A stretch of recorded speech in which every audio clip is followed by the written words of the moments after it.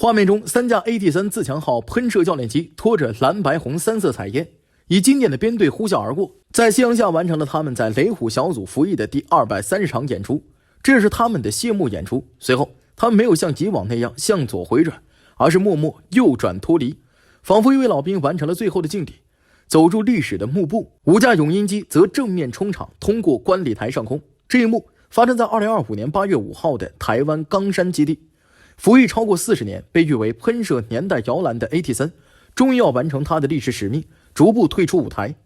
你要知道，这架飞机远不止一架教练机那么简单，它是飞官们迈向主力战机的摇篮，更是一段充满艰难险阻却又不得不自力更生的航空工业发展史。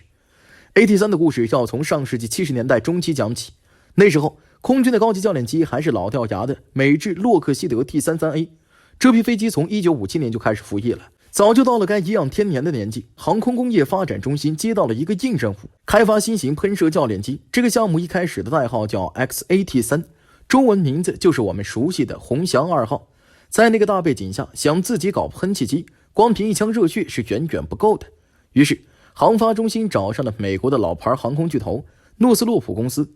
诺斯洛普当时正忙着竞标美国海军的高级教练机项目，目标一致，双方一拍即合，在1975年底签了合作设计合约。航发中心甚至派了20多位核心设计人员去美国加州，跟诺斯洛普团队一起搞初步设计。但谁也没有想到，这次看似稳妥的合作，半路会杀出一个晴天霹雳。1977年，项目正进行得如火如荼，美国国务院突然插手，一纸公文直接否决了合作计划。原因很微妙，当时国际关系正在经历大变局，为了发展外交关系，美方直接要求终止正在进行中的开发工作。对于当时的技术团队来说，这无异于被人当头泼了一盆冰水。但航发中心的设计人员没有就此放弃，带着所有能带回来的资料，立马回到岛内，决心自力完成细节设计。他们利用当时还在进行中的 F-5EF 战机合作生产项目，偷偷摸摸地从诺斯罗普公司请来资深设计人员进行短机指导。这招曲线救国在当时的环境下充满了智慧和无奈。当时的窘境非亲历者难以想象。航发中心直到原型机试飞前半年，连一台专属于自己的大型电脑都没有，只能厚着脸皮去跟空军借，经费更是紧张的像挤牙膏一样。项目总共只批了新台币3亿8千余万元，而这仅仅是诺斯罗普公司原先预算的1/8。这是在这种经济状况拮据和环境艰难的背景下，所有员工都日夜无心加班，硬是把飞机给造了出来。这种在逆境中奋起的力量也体现了在飞机的命名上，它最终定名为自强号，意为自强不息。在研制过程中还藏着一些不为人知的幕后行动，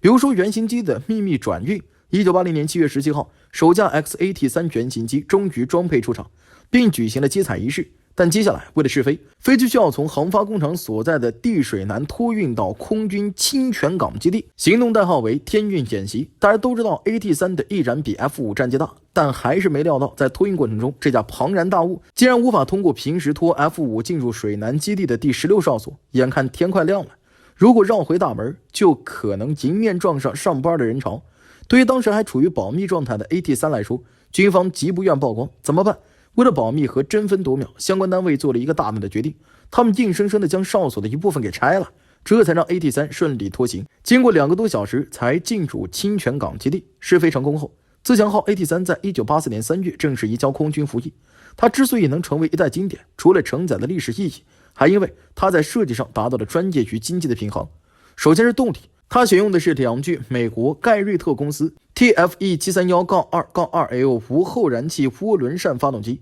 选择这款发动机是为了获得中低空、中低速至穿音速飞行的最佳性能，更重要的是它大大减少了因单一发动机故障而失事的几率，提高了安全性。而且这是一款高庞通匹的商用涡扇发动机，它的燃油效率极高，比当时同级别的教练机要低 40% 左右。就像是给军机装上了一颗省油的民用心脏，让它既满足训练需求，又拥有世界上最长的滞空时间，大大节省了训练成本。它的最高速度可达 0.8 马赫，飞行升限约14420公尺。在气动布局上， AT3 采用传统的悬臂式低单翼纵列双座设计，为了让后座的教官拥有良好的视野，后座比前座高出了30公分。此外，由于航发中心当时同时在合作生产 F-5EF 战机， AT3 的设计非常务实，很多机体配件和 F-5EF 是共用的，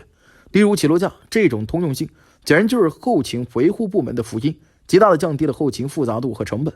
然而 AT3 的代号里藏着一个更深的秘密，那个 A 代表的是 Attack。AT3 从设计之初就兼具轻攻击机的用途，战时可以执行对地炸射任务。在 AT3 原型机首飞成功后不久，一个更具变化的项目启动了，也就是我们说的雷鸣计划 XA-3 雷鸣号攻击机。雷鸣计划的目标是把 AT3 彻底变成一架单座的专业喷气攻击机。工程师们把 AT3 的双座改成了单座，多出来的空间可以用来装更多燃油。机体使用了更多的石墨纤维复合材料来减重增强结构。最关键的是，它的攻击火力全面升级，机手右前方增加了一门30毫米欧瑞康 KCA 转轮式机炮，它的武器承载能力达到了2727公斤。腋下和机腹共有5个挂点，可以挂载炸弹、火箭夹舱，一端还可以挂载 AM9 小美蛇导弹或天剑一型导弹用于自卫。1982年，雷鸣号原型机出厂并首飞成功。然而，历史再一次开了个玩笑，当时空军已经开始接收大批 F5 战机，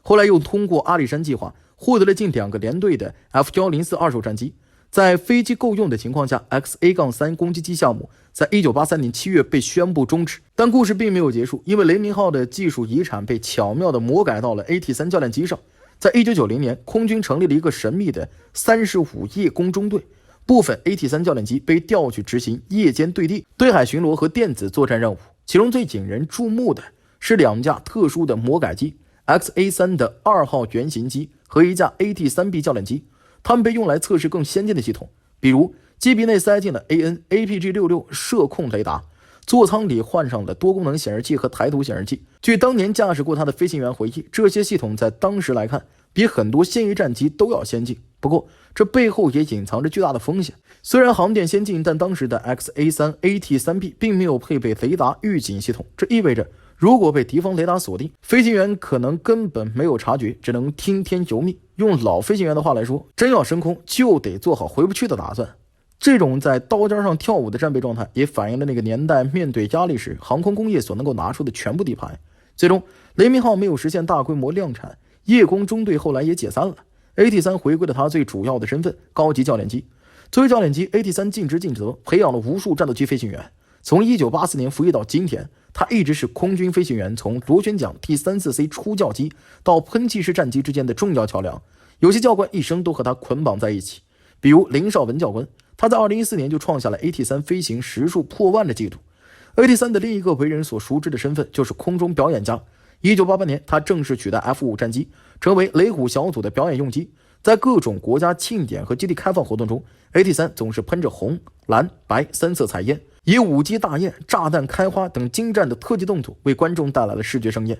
雷虎小组成员的 AT3 为了制造彩烟，甚至专门在机炮舱内部安装了一个油箱，通过管道把油料引到喷气尾管后方，在高温下形成绚烂的烟雾。然而在 AT3 服役近40年来，机身老就是绕不过去的问题，服役时间越长，风险就越高。自1984年服役， AT3 已经发生了15起大小事故，共有10名飞行员不幸殉职。尤其是在上世纪90年代，事故频发。最让人惋惜的是2014年10月，2架 AT3 在例行训练中发生了擦撞，其中一架坠毁。驾驶这架飞机的教官装备员中校，在飞机失控坠落时，他本有机会2次弹射逃生，但为了避开下方的民宅和加油站，他最终选择了放弃跳伞，与飞机一同撞向地面，英勇殉职。他用自己的生命避免了一场更大的地面灾难。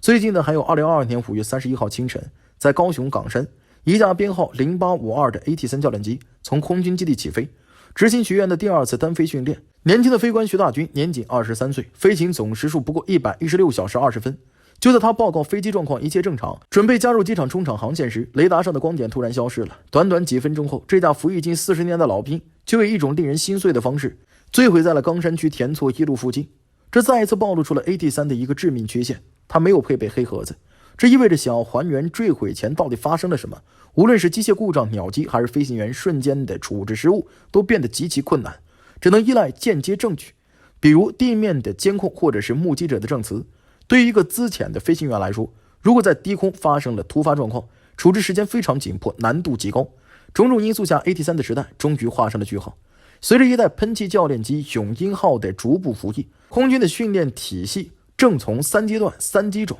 简化为3阶段2机种，由新一代永鹰高级教练机将全面接替 AT3 和 F-5E/F 的训练任务。永鹰机在2025年开始逐步换装 AT-3，预计在2026年全数退役。2025年8月5号，在 AT-3正式解除雷虎任务的交接典礼上，空军司令郑荣丰上将表示，这是空军史上非常有意义的一天，象征着雷虎小队正式迈入新时代。他向服役40年的 AT-3型机致上最崇高敬意。新任雷虎小组成员清一色都是线传飞控操作时数超1000小时的资深教官。新一代的永鹰具有线传飞控的优越性能，可以做出 AT-3难以达到的高攻角、低速慢飞等新科目。这种技术上的反差就像是告诉我们，尽管老兵功勋卓著，但进步的脚步从不会停止。AT-3自强号这架在国际孤立和资源匮乏中逆风诞生的飞机，用它40年的服役生涯见证了一代航空工业从无到有的艰难历程，也用一次次冲场和牺牲书写了一段不可磨灭的传奇。他的退役不仅是军备的更迭，更是一个时代的谢幕。